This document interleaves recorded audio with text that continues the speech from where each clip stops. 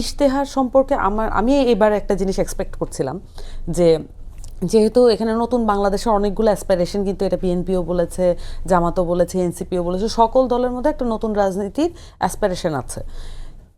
আমি এবার চেয়েছিলাম যে গত এই যে 53 ইয়ার্সে অনেকগুলো সরকার, তো আমরা নানান রকমের সরকার দেখলাম, একটা কোনো না কোনোভাবে আমি একটা অবজারভেশন আশা করছিলাম যে তাদের দেওয়া ইশতেহারগুলোর কত পার্সেন্ট তারা সফল করতে পারেন।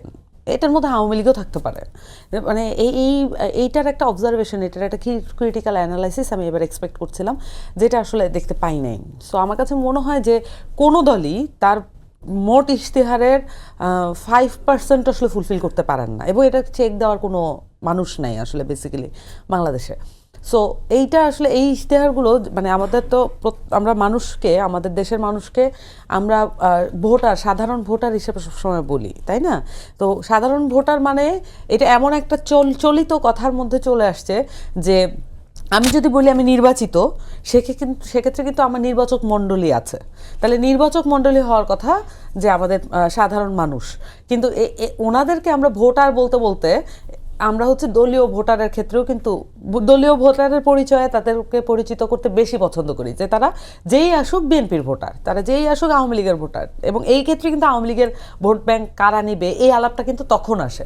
কিন্তু তাদের যে স্বতন্ত্র আইডেন্টিটি, তাদের নির্বাচক মণ্ডলী হিসেবে তাদের যে মর্যাদা, এইটা কোনো দলই এটাকে অ্যাকনলেজও করে না। সবাই প্রত্যেকেই চেষ্টা করে যে নিজেদের ভোট ব্যাংককে সন্তুষ্ট রাখা আর সুইং ভোটার থেকে 5 to 10%কে আকৃষ্ট করা, নিয়ে আসা। সো এইটা হচ্ছে পরিস্থিতি বাংলাদেশের এখন। আমাদের ইশতেহারগুলোতে যেভাবে প্রমিস করছেন, এই প্রমিসগুলো দেখে আমার কাছে একটা মানে অদ্ভুত আশঙ্কা, একই সাথে অবাক বিস্ময়ে কাজ করেছে।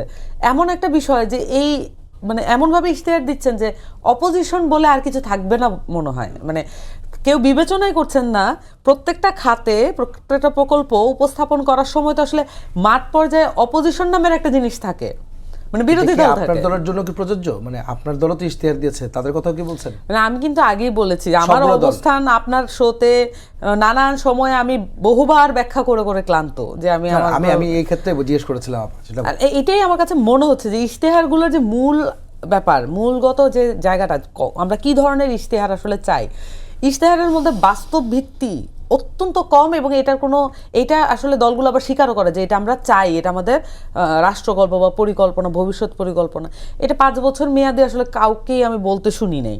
সো কিন্তু ইশতেহার দেওয়ার সময় স্বল্প মেয়াদি, মধ্যম মেয়াদি এবং দীর্ঘমেয়াদী পরিকল্পনার ভাগ করা উচিত।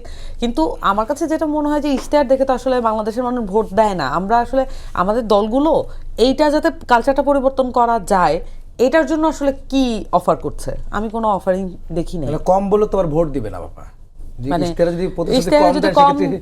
এটা তো একটা সংখ্যা থাকে না। এইটা আসলে অনেকটাই ন্যারেটিভের উপরে ডিপেন্ড করে, যে আপনি মানে শিক্ষিত সমাজে এবং বিভাগীয় শহরে এবং সিভিল সোসাইটিতে বলার মতো কতগুলো জার্গন দিচ্ছেন, এগুলো বেশিরভাগই আসলে তারা পূরণ করবেন, এবং এটার কোনো বাস্তবিক ভিত্তিই নাই। কারণ প্রত্যেকটা বিষয় আপা যেই জিনিসগুলো বললেন, এইগুলো প্রত্যেকটা বিষয় মাঠে ইমপ্লিমেন্ট করতে গেলে অপোজিশন দ্বারা তারা বাধাপ্রাপ্ত হবেন, তখন সেটাকে ডিল করার প্রসেস, পলিটিক্যাল প্রসেস কি, এটা নিয়ে আমি কোনো বক্তব্য দেখছি না।